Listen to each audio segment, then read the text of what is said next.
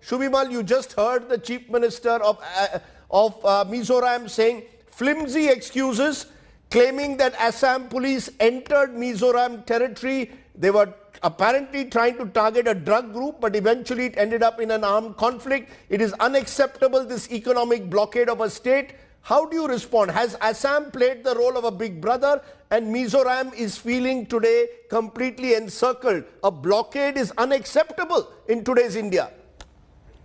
Well, Rajdeep, I heard the Chief Minister very well, and I have a lot of respect for him because he always expresses himself as a very proud Indian. Now, having said so, the whole genesis of the issue, has flared up since October last year, and to a great extent, this is around the reserve forest and the land on the border. Now, if you note, even before Mr. Amit Shah met the chief ministers in Shillong, the Home Secretary about 3 weeks back had the chief secretaries and the DGPs, where every point, whatever evidence was available, whether it is maps, whether it is the drone shots, whether it is the satellite imagery, whether it is the videos there, everything was laid on the table and a very open discussion had happened, and attempt or a rather sincere approach was seen from both the sides to respect the status quo and move forward. However, this escalated unfortunately in such a way that now if you look at what the Honorable Chief Minister was telling, that there were machine gun fires from both the sides. Obviously, if 6 people have been killed on the Assam side and SP has been permanently maimed for his life, more than 60 people injured with serious bullet wounds, and then he just mentioned that maybe only 3 people are injured at his side. You can understand, from where the firing actually came. I can understand that Assam police has suffered, but that cannot be, the response cannot be an economic blockade of a state.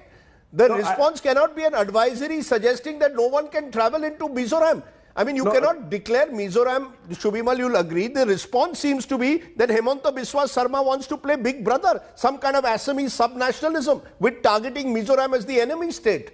No, I wouldn't think, Rajdeep, it goes in that fashion. I would think, even that sub-nationalism that happens even in the, Mizo political scenario also plays up, because if you see the various groups and the student groups are very much involved in the whole of the issue at hand, and forget everything that's happening on the ground. Yesterday and for the last 2 days, if you see all the social media hashtags, all the PR campaigns that has been going on to create a kind of they're as if that this is the only truth and the only truth. Right. I think, we have to worry. There are bots from the United States that have been, trending that hashtag and all. So I don't think, that a sincere effort is coming even from that side to resolve the matter. Absolutely. There is an age-old relationship, Rajdeep, in that area between the people on this side as well as that side. No, but the Mizos and the people on this side of the border, they have a lot of informal trade. There's a lot of trading that happens in Silchar for Mizoram till date.